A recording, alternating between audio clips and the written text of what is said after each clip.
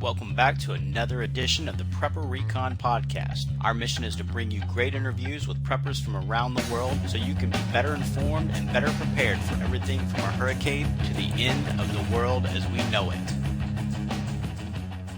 This episode is brought to you by CampingSurvival.com. Whether your plan is to bug out or bug in, CampingSurvival.com has all of your preparedness needs, including bug-out bags, long-term storage food, water filters, gas masks, and first aid kits. Check them out online today at CampingSurvival.com. Be sure to enter coupon code PrepperRecon for a 5% discount on your entire order. Today's guest is Styx from the Politics and Guns podcast. Styx is going to be giving us some tips on what guns should be included in the prepper's arsenal. He's also going to tell us which models are the most reliable and the best value. Styx, thanks for coming on the show. Hey, Mark. Thanks for having me. Absolutely. It's our pleasure. How long have you been with the Politics and Guns podcast? Well, I'm actually the noob there. I've been there about 5 months. I was a dedicated listener. They were one of my first, after I learned about podcasting, they were one of the first podcasts that I followed heavily. And, not only from the information that they put out, but they're quite entertaining at times too. And just from the interaction I had, they invited me to come on board. So I've been on with them about 5 months now. Good. And what motivates you to do the Politics and Guns podcast? Well, the name should tell you all of that. I think it does. Although I'm a very political guy and I really like to speak my mind politically, I am not the one to do it on a podcast. Paul Lathrop is he's quite savvy at that, and he's got we have some very good guests on there politically. Guns are a thing of mine. It's been part of my life on and off all of my life, and it's almost an addiction for me, if you could call it an addiction. People accuse me of that all the time. Very cool. And yeah, we don't do a whole lot of gun posts on Prepper Recon because there's so many good gun podcasts and gun websites and things out there. So this is going to be the companion podcast to our 7-step survival plan. And out of the 7-step survival plan, we've got the traditional 3 Bs, which are beans, bullets, and band-aids. So this is going to be the companion podcast to the bullets. So it's good to have somebody that is a little bit of a guns expert to come in and fill in where we may fall short a little bit. So it's really good to have you. The AK-47 used to be priced much lower than most AR-15s, but with companies like DPMS who produce quality entry-level AR-15s, cost is fairly comparable between the two. Do you recommend an AR-15, AK-47, or some other rifle for preppers who want a basic battle rifle? Truthfully, if I had to recommend one right now, it would probably be the AR-15, just because of its commonality. They can be custom fit to each and every shooter. A single gun with the right equipment on it can fit a whole family. One of my ARs that I have works wonderful for me. It works wonderful for my fiance, and it works good for my granddaughter. So, the AR in that aspect is definitely probably the top of my list there for a battle rifle for sure. What are some of the drawbacks to the AR-15? Well, Eugene Stoner was an exceptionally smart man, and when he designed the AR-15, or the predecessor of the AR-15, he built a very good rifle, but he built it with a lot of pretty high tolerances. It doesn't have huge failure rates, but if it's going to fail, it's going to fail because of these high tolerances, whereas the AK-47 was built with a lot of slop in it, and it's a little bit simpler design, so its tolerances being lower actually lead it to less failure. And what's a good, reliable entry-level brand for the AR-15? Well, you spoke about the DPMS. That's a pretty good one. Bushmaster, even though that's been one of the dirty words in the AR-15 market, makes a very good entry level simple AR-15 that's customizable. Some of them come pretty good. I actually have a Bushmaster that I'm very happy with. I got a carbon light version. It's super, super lightweight, and it's soon to go to my fiance because I'm getting ready to build my first AR. So cool. And you mentioned that the AK-47 has a little bit lower failure rate. Are you talking about like when it gets dirty or muddy or something like that, in extreme weather conditions, things like that? Oh, most certainly. That's when you hear the stories about the AK being able to be drugged through the mud and still fire, that's not very far off the truth. They were built to withstand a lot, and in serious battle conditions, you really didn't have a lot of time to stop and clean your weapon. And their failure rate is a lot less, with just the slop allows for the junk to pass on through and work around it. So the conditions can make a big difference in the failure rate of a gun. So if somebody's going to check the all of the above box and get one of each, what's a good entry level brand for AK-47?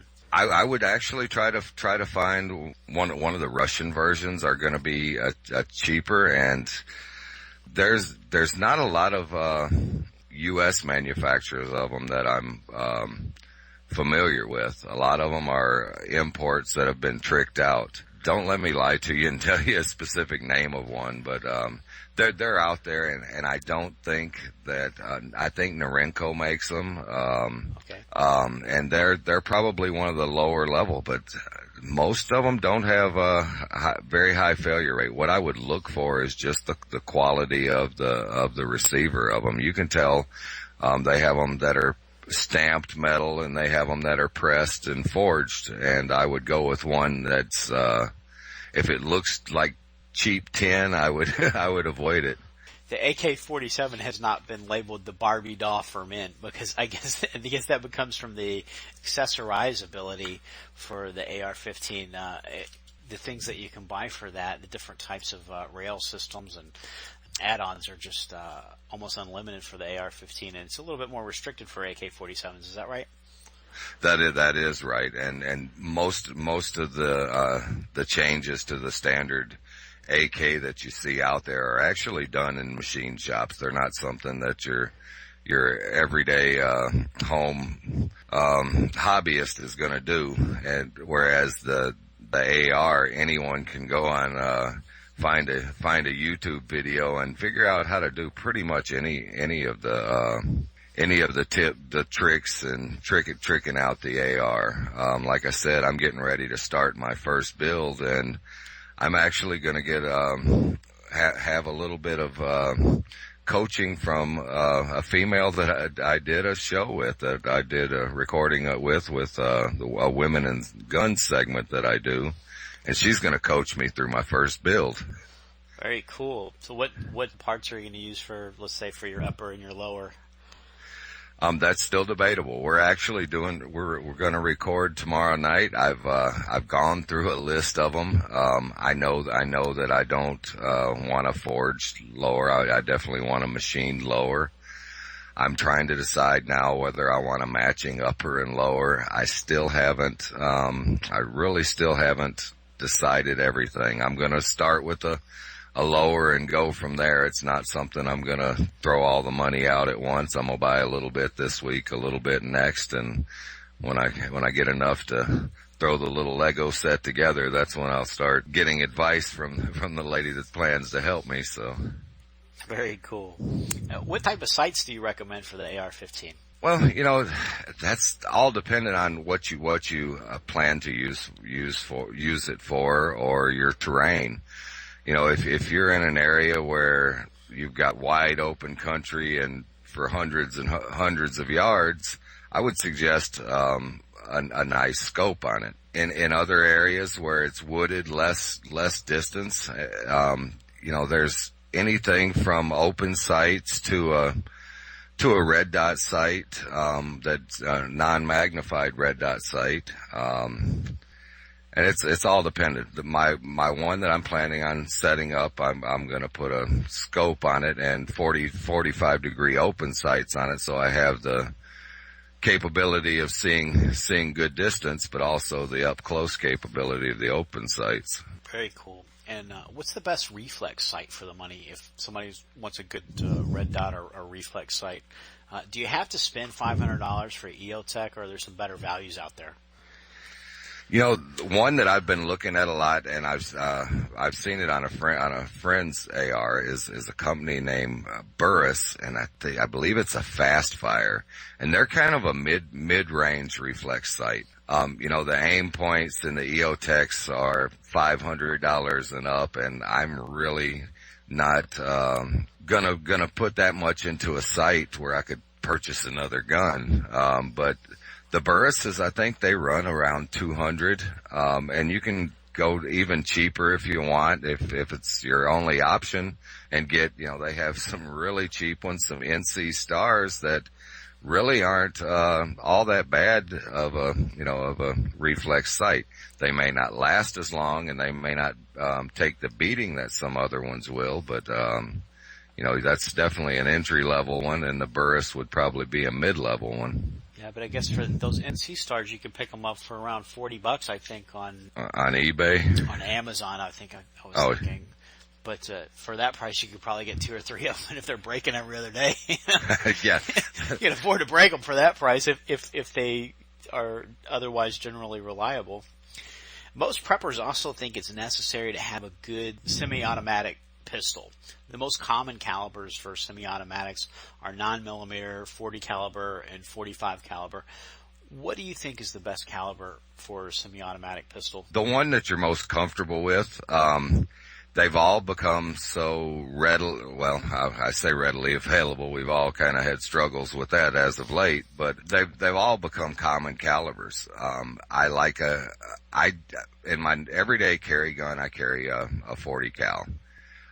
My original reason for choosing that is that's what the majority of police departments use. If I ever got in a situation, I know that there's always going to be ammo available. But they all have their own suitability, I guess. You know, with a 9, you're going to get more capacity. With a 45, you don't have quite the, you know, that doesn't beat you up quite as bad as the 40 does, believe it or not. But you know, so it's really dependent on the person.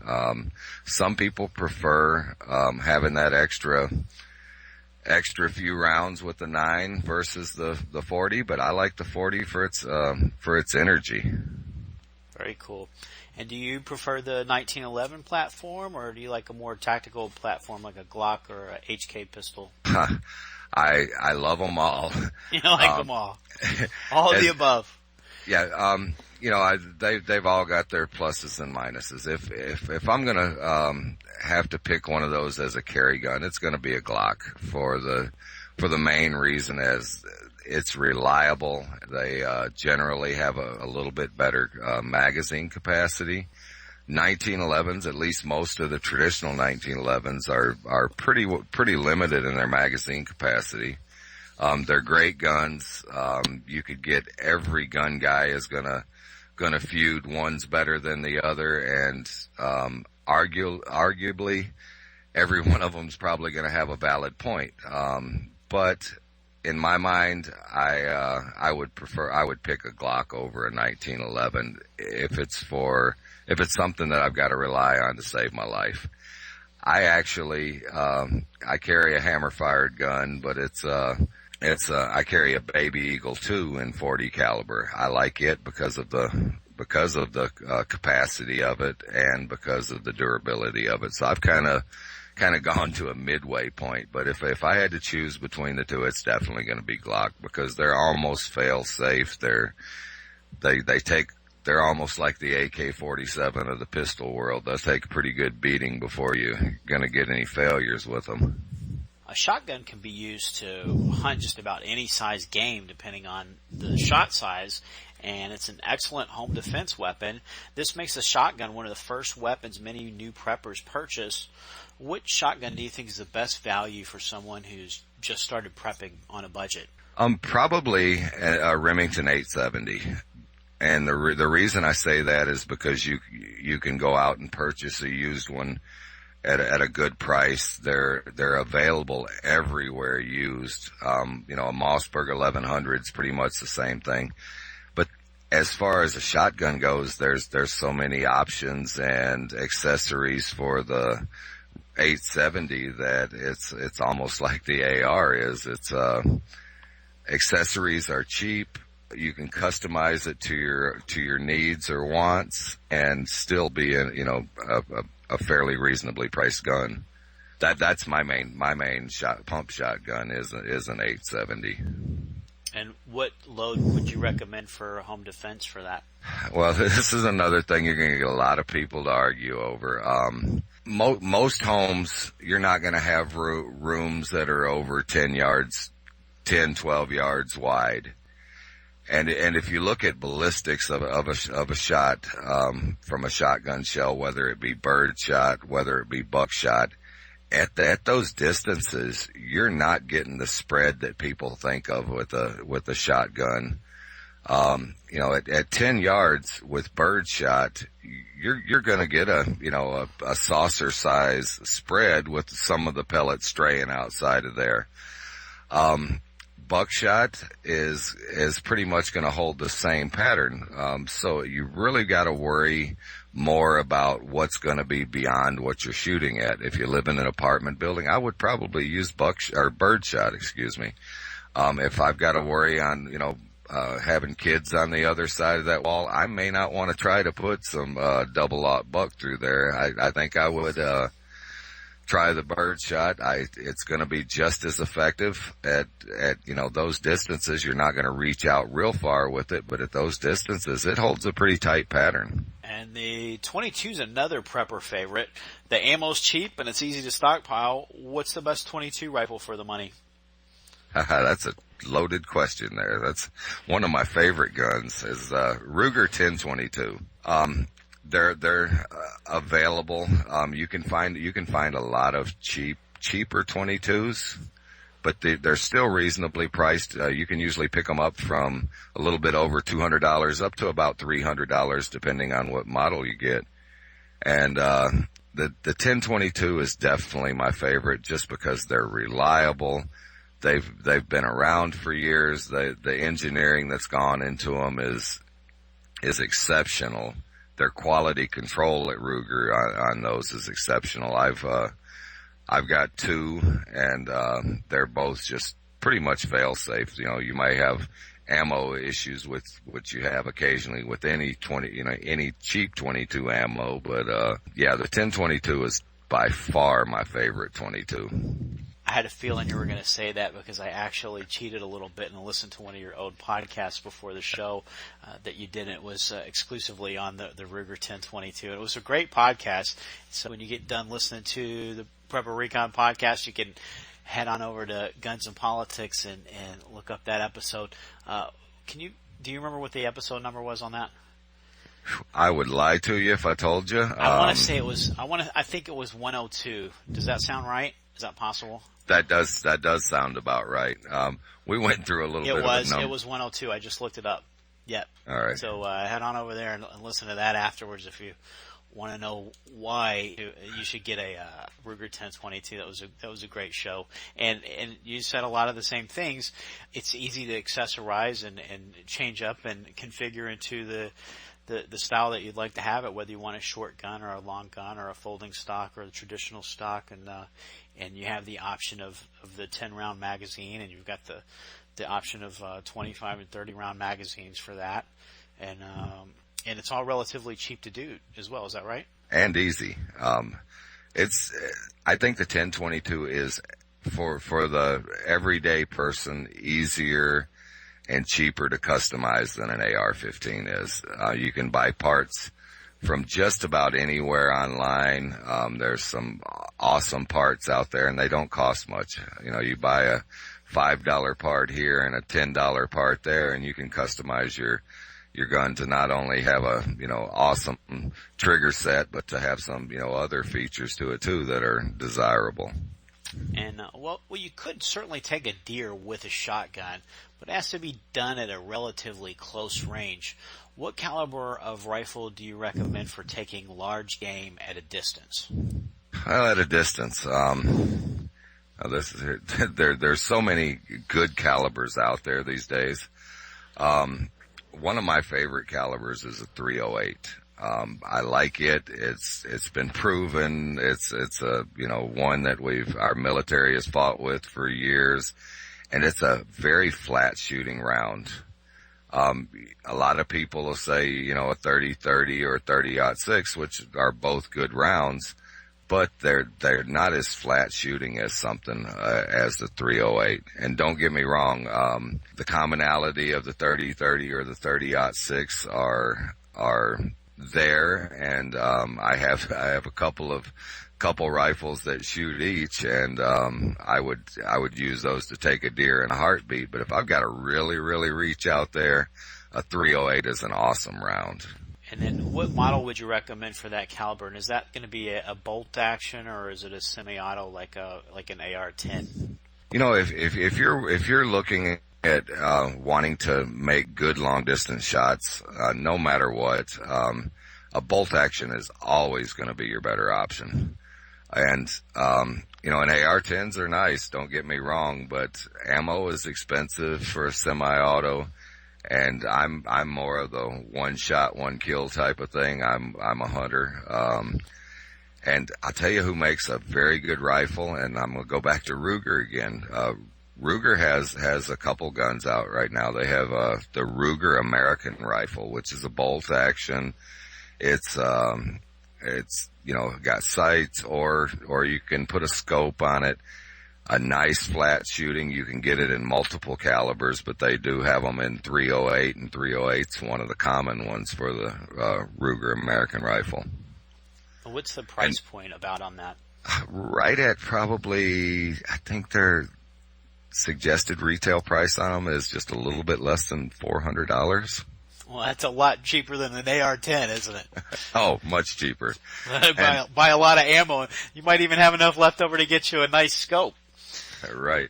And, you can find a cheaper bolt action out there, but Ruger is it's another one of those companies that's tried and true. I think that rifle also has an Accu trigger on it, which is an adjustable trigger. So if you like a little bit lighter trigger pull or a little heavier trigger pull, I think it's got a adjustable trigger pull on that also. To make the most of that weapon, you probably will need a pretty decent scope. What's a good scope manufacturer that makes a good quality scope for a fair price? Not necessarily the cheapest, but the best for the money. Well, people are going to tell you if you're going to skimp on anything, don't skimp on your scope. Probably a favorite of hunters and shooters alike are Leupold scopes. They're a little bit more than a mid-range scope, but their quality is just awesome. They'll take a beating, and they stay true, and good quality optics on them. You can go a lot cheaper, but you're probably not going to be as happy, or at least not as happy in the long run, and you're not going to get something that's going to last quite as long. I'm probably one of the people that is bad about not putting as quality of a scope on all of my rifles, but I do have some that have good quality scopes on them. Simmons makes a good lower to mid-range scope that's a good quality scope. I mean, there's a lot of them out there, but if you really want a good precision scope that's gonna last a long time, I like the Leupolds. Good. And what would you recommend for a long distance weapon, like a 4X or what do you recommend? 3 to 9 by 40 scopes should be plenty in most instances.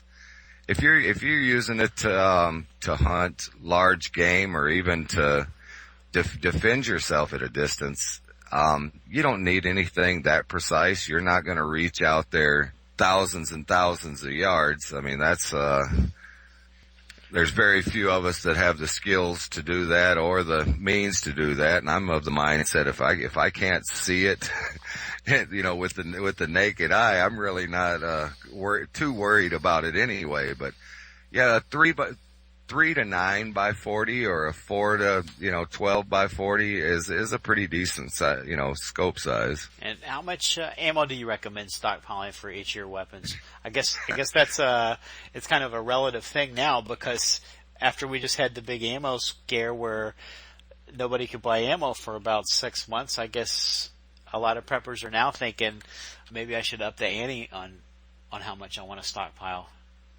Well, believe it or not, I see it coming back around. I've recently been able to get more and more, and it's staying on the shelves a little bit longer. I don't know how it is in your area, but I check on a regular basis. Me or my fiance will go and check just about every day, every other day. But for each of my guns, I have a minimum of a few hundred rounds.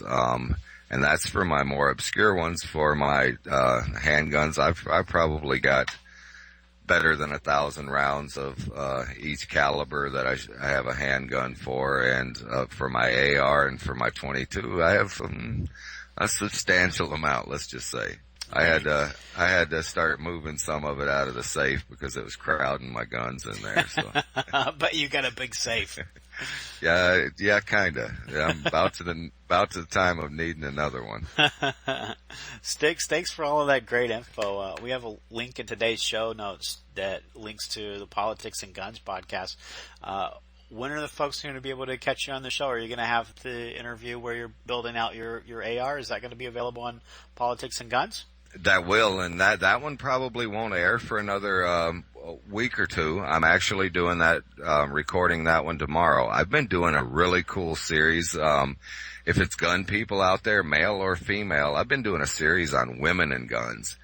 And I started this because of one negative remark somebody made on Facebook, and he wasn't being a jerk or anything. He just made a sort of chauvinistic remark about women.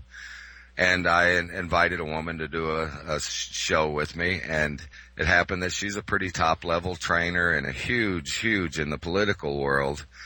And I've just about every week had a different woman on in my series of Women and Guns. And the lady that's going to give the advice on building an AR-15, she's one of the ones that I did a show on, and she just amazed me. She's not only a competitive shooter, she's also builds her own ARs. So I thought, hey, who better to get advice from than her? She's a pretty cool lady, and I'm excited and anxious to do that. And I'm a big Revolutionary War buff. You did a great interview with Scout from the Appleseed Project on Lexington and Concord. I really enjoyed listening to that.